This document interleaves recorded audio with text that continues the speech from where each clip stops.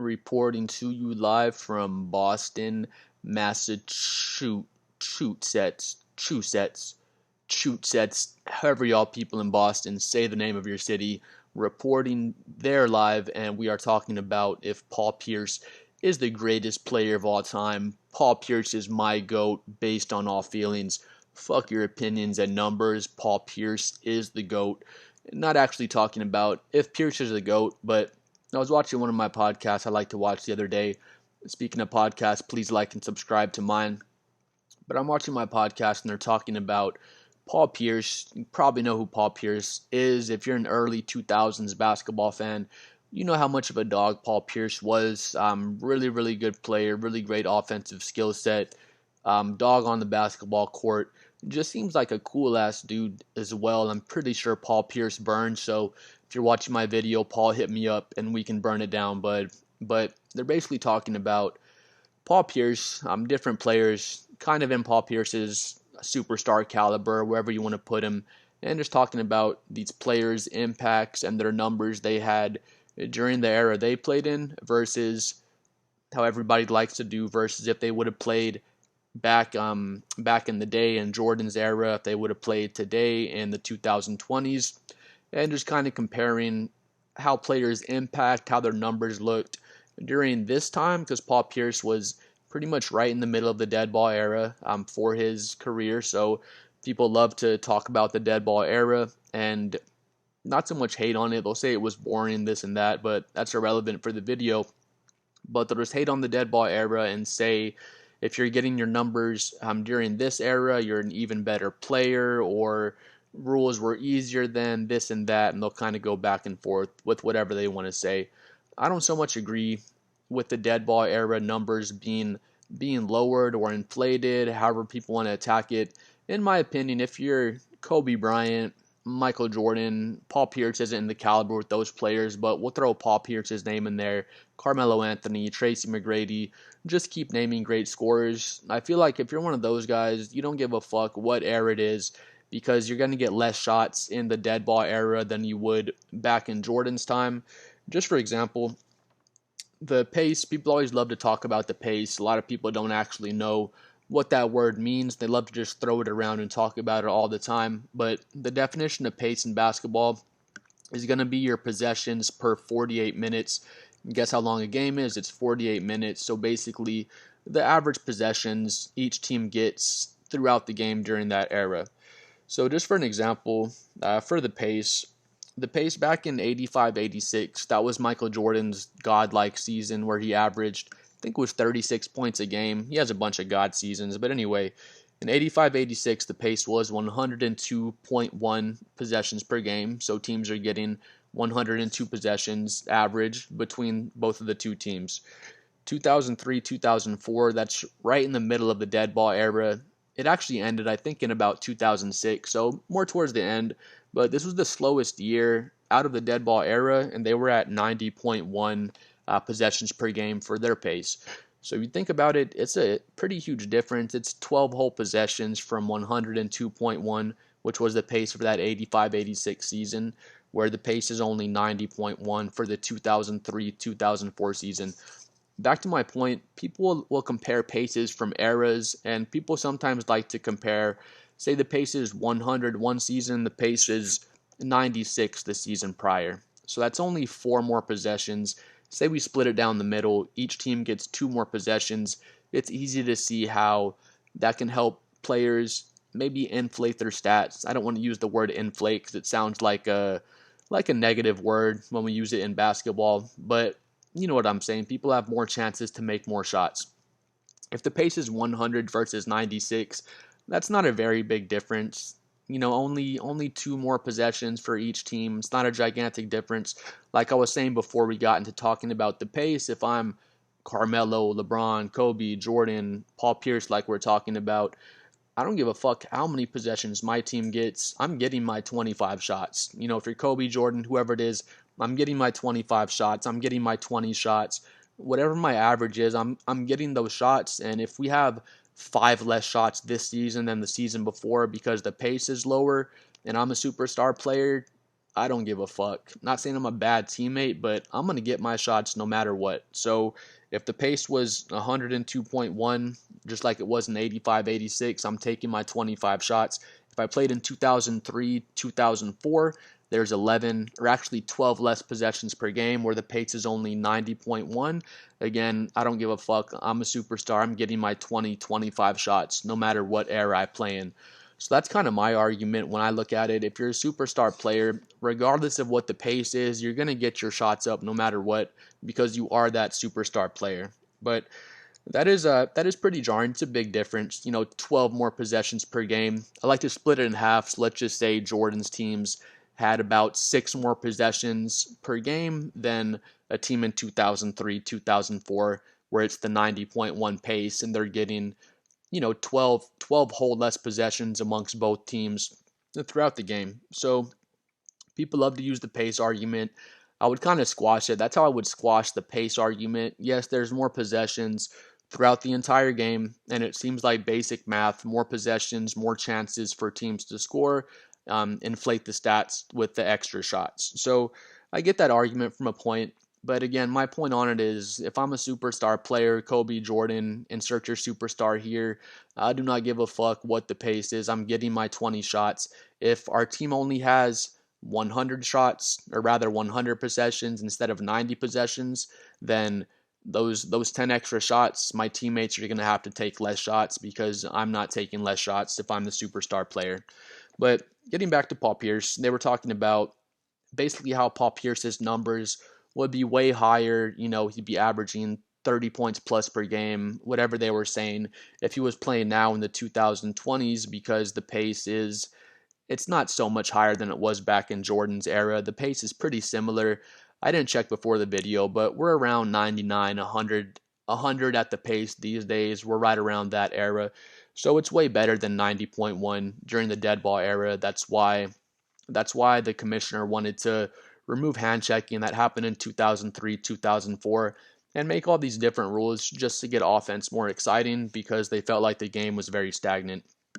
But anyway, for Paul Pierce, 2001 to 2006, right towards the middle to the end of the dead ball era, because the dead ball era was 96 up until 2006. Those 10 years was the period where it was just really, really bad, really slow pace in scoring. But 2001 to 2006, Paul Pierce averaged 24.8 points for those 6 seasons, and he was shooting 44% from the field.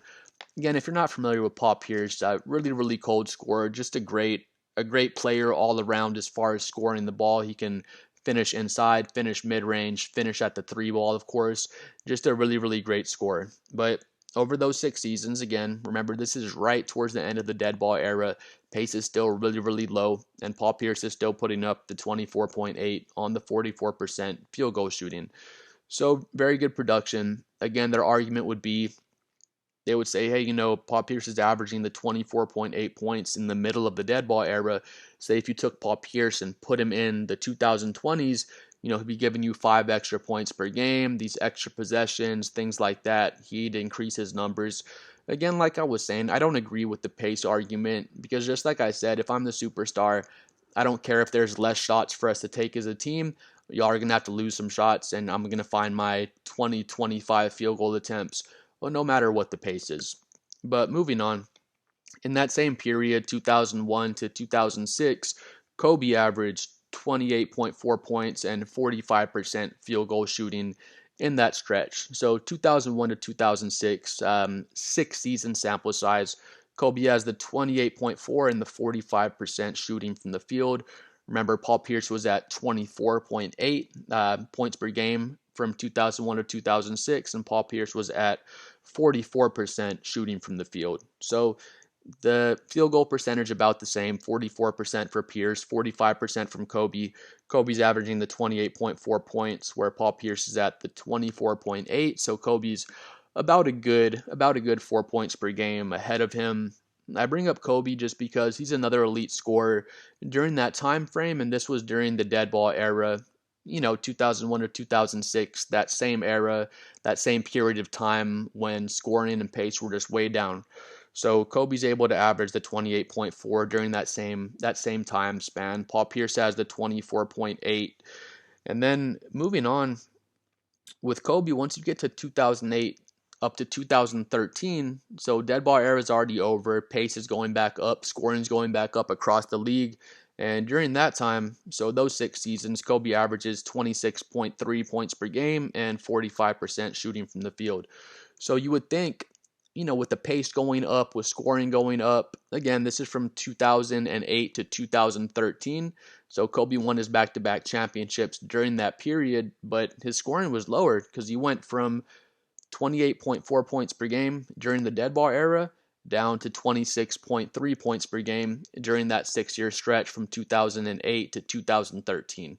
So based on the argument, they were using basically dead ball era, way less possessions, way less scoring, which was true. There were way less possessions and way less scoring as a team, team to team in that period. But you would think with the pace going back up, the scoring going back up from that 2008 to 2013 timeframe, you think Kobe's scoring would go up, his numbers would go up, just because naturally there's more possessions and more shots to be taken. But it was the opposite. He came down only 2 points to 26.3 points per game, and he developed a more all-around game. But again, just to refute that argument that with the pace coming back up, them having more possessions, scoring just naturally goes up, I don't think that's true. Just like they were saying for Paul Pierce. So after that 6-game stretch from 2001 to 2006, Paul Pierce in the 2006-2007 season, that was his last season averaging 25 points per game. Then you have Ray Allen and Kevin Garnett come in, and after that, Paul Pierce never averaged 25 or more points per game again. And people make the argument, it's because Ray Allen's there, Kevin Garnett's there, he has to share the ball more with these superstar players. And I feel like that's true to some point, but when LeBron went to Miami, he's playing with Dwayne Wade, Chris Bosh. His numbers did not go down. His numbers stayed really high. When Kevin Durant went to Golden State, his numbers still stayed up. They did not go down. He didn't sacrifice anything to play with Stephen Curry or to play with Klay Thompson. His numbers still stayed really, really high like we're used to.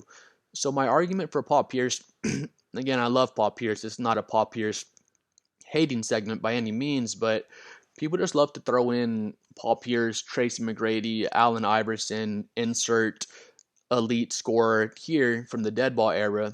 Not to hate on these guys. I love T-Mac. I love Allen Iverson. I love Paul Pierce.